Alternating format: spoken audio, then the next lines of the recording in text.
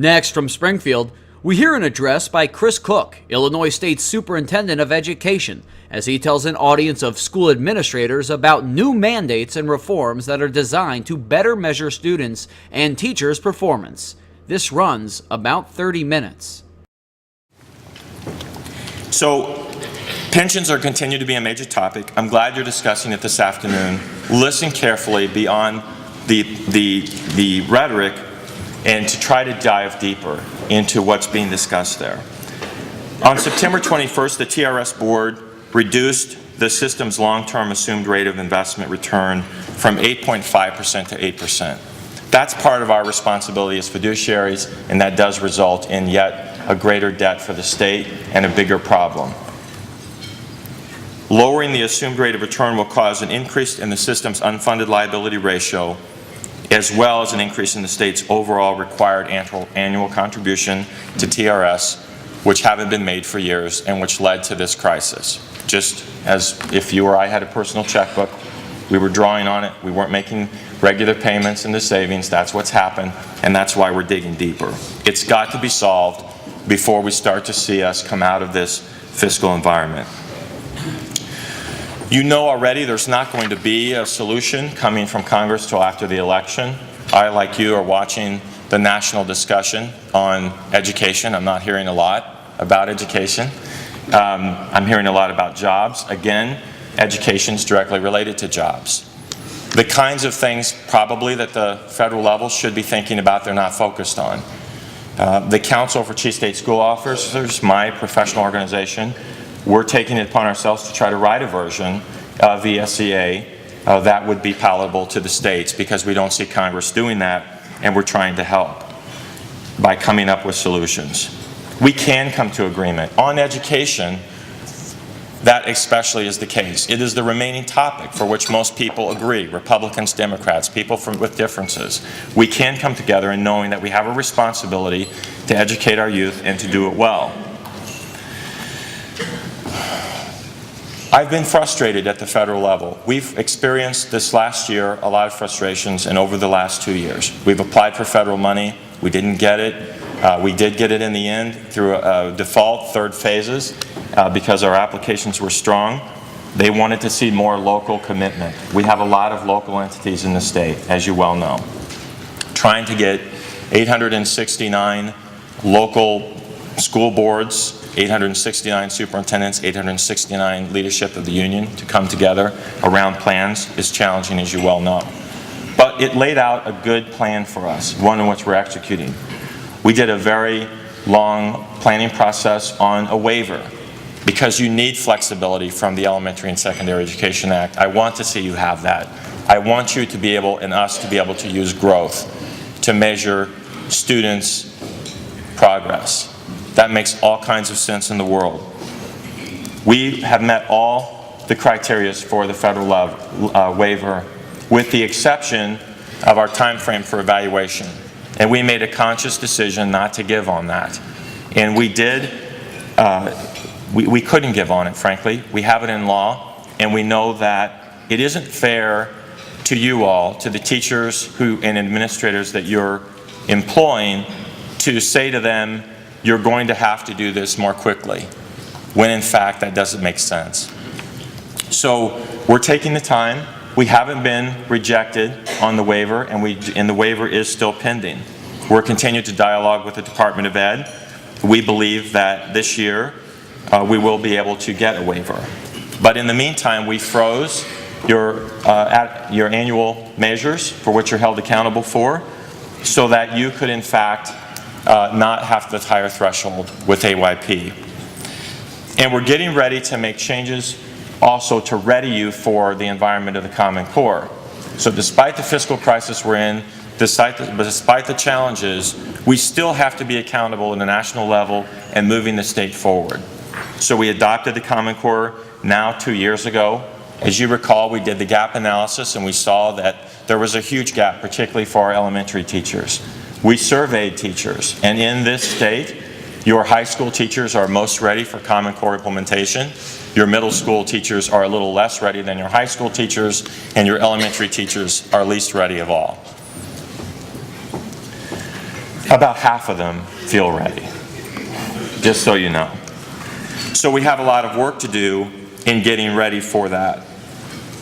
Our waiver request is a much smarter and updated accountability plan that reflects changes that are going to be needed in technology and in testing and in our understanding of what students need to learn in order to be ready to succeed in college and careers. It is not a one-size-fits-all approach. We have two overarching goals with the waiver. One is to cut in half the percent of Illinois students not achieving progress towards college and career expectations within 6 years or by 2018. And two is to cut in half the state's achievement gaps within 6 years or by 2018. That's what we're trying to do. So by already focusing in your districts on doing that and looking at those measures, you may see greater success earlier. This is going to be a challenge for us also with technology. As you experienced this summer, when we tried to do video training statewide, there were all sorts of technology glitches. Some districts not even being able to access broadband. Think about doing that for 2.1 million children in a testing environment when we're trying to have kids do applied learning and assessing the application of learning, which is what Common Core is requiring. The federal government's spending millions of dollars in designing tests that are going to be of that requirement. There will be multiple testing venues throughout the year so that you have data more readily available to you. It will be online, as many of you have been asking for, and some of you will be more ready than others. And some of you are already moving instruction to where that should be. Our chairman just this week went into a classroom in one school district, all kids on iPads, textbooks no longer used. That's the future. You're walking away from that into a venue where this technology is commonplace. You want to know something? There'll be a handheld device to tell you. It's all changing, and we're going to have to catch up to that even in this environment and fiscal crunch, and it's going to be a challenge. If you have the right tools, and if we equip you to do it, if we can eradicate sea lampreys from the Great Lakes, we can solve a lot of our education problems. I really believe, after being in this job for 6 years, I'll be starting my 7th in January, and after being an educator my entire life, that we can do it. So we're trying, our overall goal here in strategy is to make sure that people coming into the profession, into your classrooms and into your districts are prepared, that they've got the skills and knowledge to know how to do that ahead of time, and that they have the tools and the instruments to make good determinations, and that you can monitor that and apprise yourself of that progress over time. That's why the learning surveys is being introduced, and the learning surveys, which will be part of the school report card, and while that's changing, that's a tool you can use. You've all told me for years you need to use other measures than assessment data on academic assessments to make determinations about health and progress in your districts. That's absolutely the case. The Learning Conditions Survey will be a tool you can use to do that. And the data shows that if you're meeting even 3 of those 5 essential elements, instruction will improve and kids will have a 10 times greater likelihood of being successful. It's a tool. You can use it as you want. It requires you to survey at least half your teachers and half your students once a year in order to do that. It came about through at least 3 different laws now, but we've involved you in thinking through what's the best way to do that. The assessment instrument coming through with a Common Core will be a better tool for measuring what your kids need to know and are able to do. It's going to be addressing a lot of the concerns that you identified early on, not a one-time assessment, a large assessment window over time and real-time data back to you in order to make interventions for your students. I don't care what the public policy issue is that we're trying to address, I assure you that diagnosing it, preventing it, diagnosing it early and intervening early is more cost-effective than doing it later. That's absolutely the case with sea lamprey eradication, and it's the way with education. It's the way with dealing with any public policy issue that comes about. Prevent it where you can, anticipate the need, and intervene early. If I were laying out for either of the presidential candidates a national platform of things that were most important, I would say, 1, work on making sure your workforce is ready. We haven't done a good job of that. That's why we've been so adamant in working with higher ed in Illinois. We've taken incredible feedback and sometimes vociferous from legislators and higher ed institutions because we raised expectations for people who are coming through those programs. It's the right thing to do. It needs to be done nationally, and it's a heavy, hard lift. 2, we need to be thinking differently about federal laws, like IDEA and ESEA. We know that special ed costs are breaking the bank for a lot of districts and states. These laws need to be conceived differently and conceived together. We're no longer dealing with the problems we were with kids with disabilities in the 1970s. There are different issues now. They need access to content, they can learn, and all of our teachers need to be able to work with kids and diverse learners.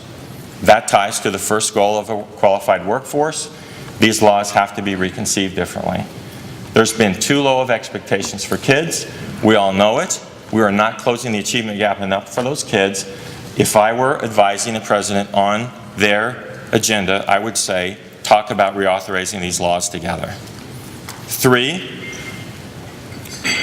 I would talk about early childhood as a preventative measure. We know that kids' neural development, beginning at birth, is hugely important to their future performance. We know even prenatal care matters. We should be focusing at the national level on nutrition for mothers and on making sure kids are protected from toxic things in the environment, including secondhand smoke and lead, and that we're intervening early and giving kids stimulus when they need it so that these kids are coming into schools ready to learn and that you're not trying to make up something later on. That's a huge gap. As a result of that in Illinois, we're looking at the grade spans for early childhood education, how we're preparing teachers, and we're thinking different about that. We want those folks to understand early childhood educators, developmental milestones, executive functioning, and know it when they see it in a young person. You can't assess kids at this age in traditional ways. Those 3 things alone would help being at the federal level immensely. Then financial help on technology infrastructure, on delivering assessments that we're talking about would also be helpful. It's not being discussed enough. I'm going to need your help to make sure that gets raised to the federal level. So we're doing this overhaul of the infrastructure, and I think it's being successful. The Common Core standards, they're going to give parents, teachers, and students a clear understanding of what students will learn in English and language arts and math. We're going to be recalculating the ISAT performance levels that align to higher expectations for elementary and middle school teachers. We're not doing that to make your lives miserable, but it's going to feel like it when that data hits the press. It's going to feel like it anyway when Common Core is implemented, and we're making a strategic decision to do it now for the following reasons. 1, we've adopted Common Core. 2, we're going to be going to a growth model. 3, we believe that instruction should match and be assessed. So your assessment venue and your instructional venues should be parallel. That's why we're doing this now. Your teachers have to get ready. The items that you saw in the ISAT that were introduced this year, the Common Core items are going to increase next year and the year after, because we're readying your teachers and your students for those expectations so that you're not going to reach a cliff in a couple years when the Common Core assessments come into play. It will be an easier transition, and it makes sense. The new performance levels will not affect AYP determinations for 2012 ISAT data. However, the ISAT data collected in the spring of 2013 will be analyzed for school and district accountability determinations using the new performance levels. Beginning this fall and by January, you're going to be getting both sets of scores so that you're ready. Matt and my team has been working on a communication plan with the public. We have to get ready and do this now.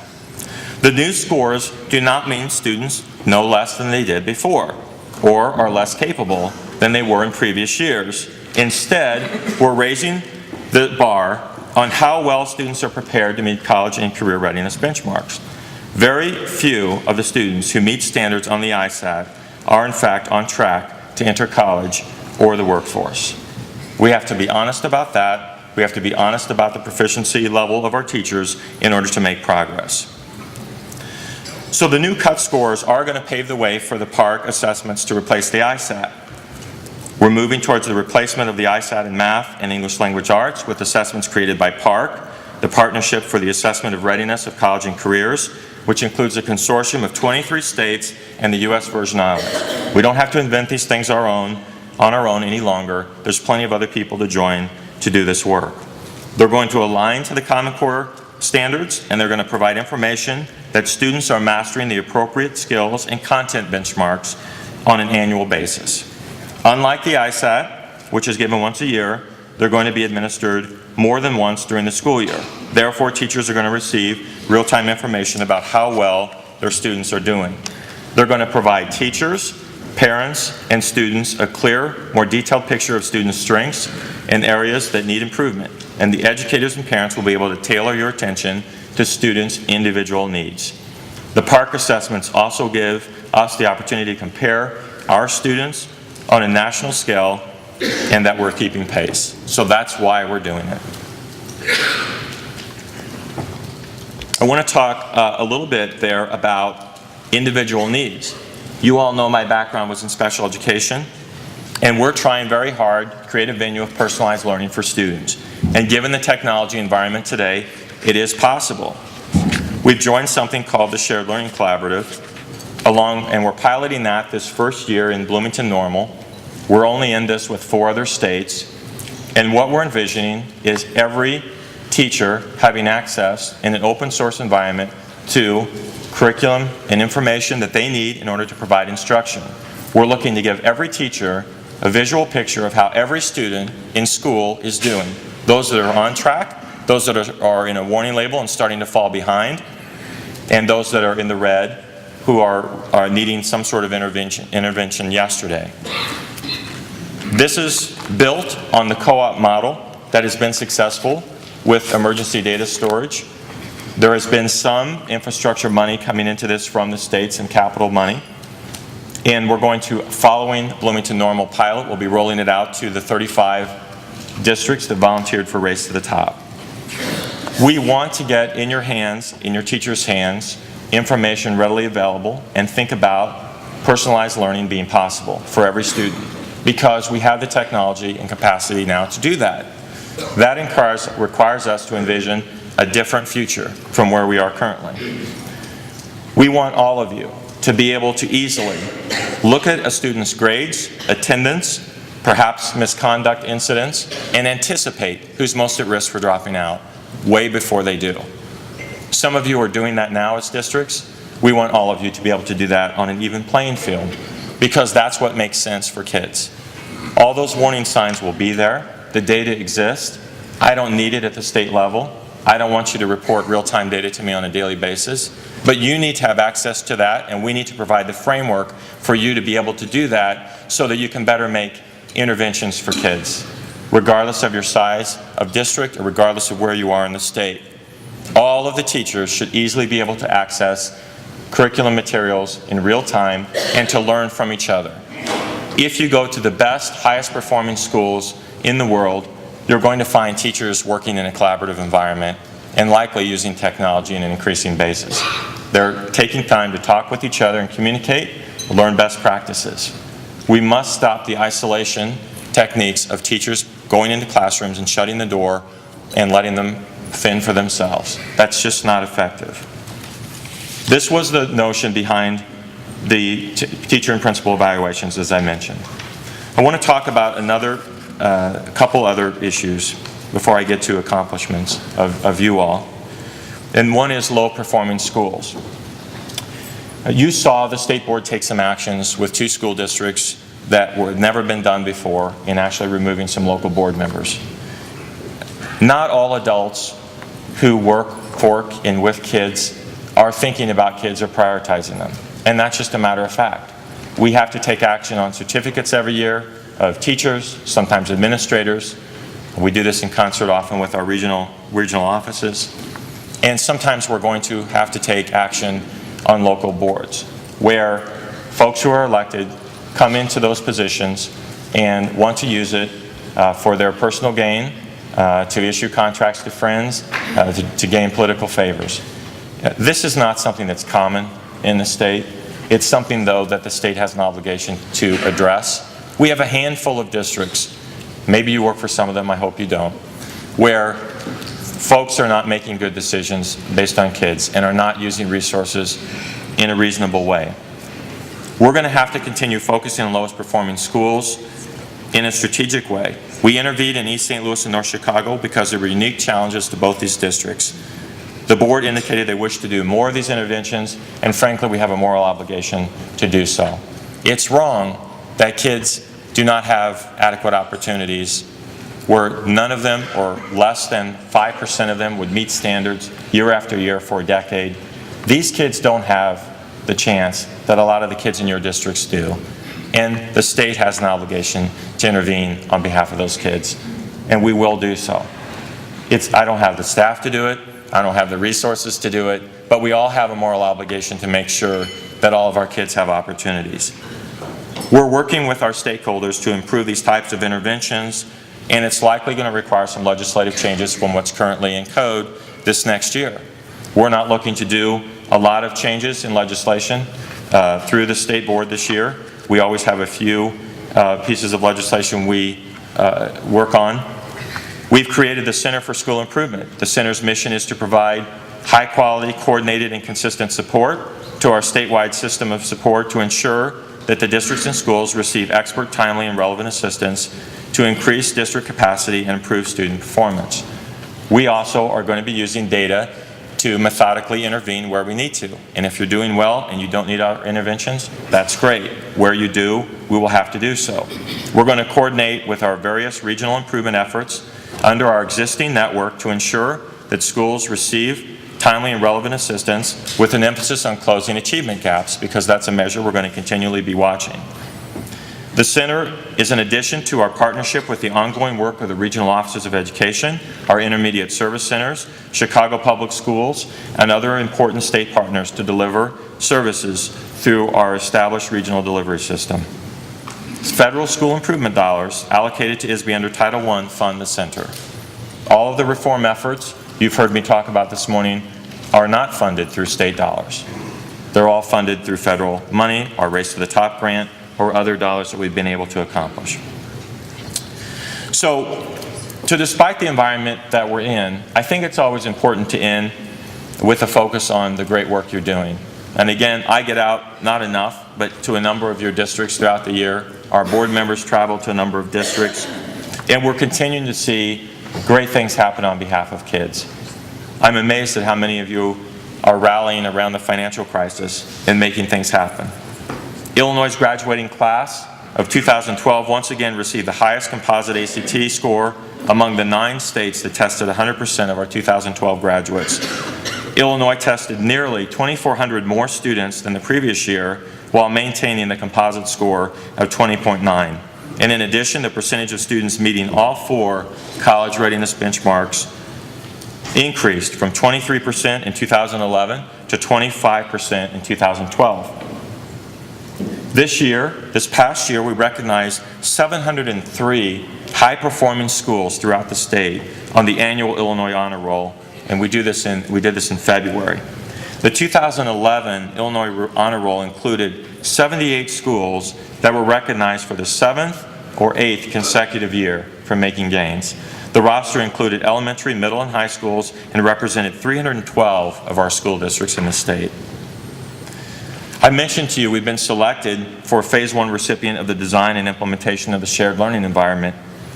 That did not come easily. We had to argue our way into that. The initiative is working to provide teachers, as I mentioned, with access to high-quality tools and content they need to create rich and engaging learning experiences for our students. When fully developed, one core function of the shared learning initiative will be its ability to support the education equivalent of the GPS navigation system with learning maps for each and every student. These maps will be able to plot the knowledge and skills students have already mastered and recommend routes for their next learning destination. It's based on Common Core and other important bodies of knowledge, and as I mentioned, the pilot work's already happening in the state. Finally, the 2012 financial profile scores show that a number of districts in financial recognition increased from last year's 604 to 670, or 77.3% of 867 districts. While more districts have improved their financial standing, ISBE's data also shows that school administrators continue to reduce their expenditures and increase borrowing to balance budgets. We know that you're making some very difficult decisions to maintain the bottom line, but we commend you for the solid work you're doing to keep your district's financial standings positive. It's remarkable. I see your board members and you as leaders. I want to commend Brent and Kathy again for your regular meetings with the Superintendent's Advisory Council to me. I don't know if all of you know, but I meet with a number of your regional representatives on a regular basis. It's an incredibly valuable forum, and it does guide our work. And we can't do it alone. We're only going to get through a crisis and through difficult times by working together and thinking deeply about very complex problems associated with human beings and how they learn. And we're doing a good job of it in this state. And there's a lot of us to do it in a collective way. So I want to thank you again and end on that. I wish you a good remaining closing to your conference today. I thank you for the opportunity to address all of you. And as always, stand ready to serve again in Illinois for another year. So thank you so much.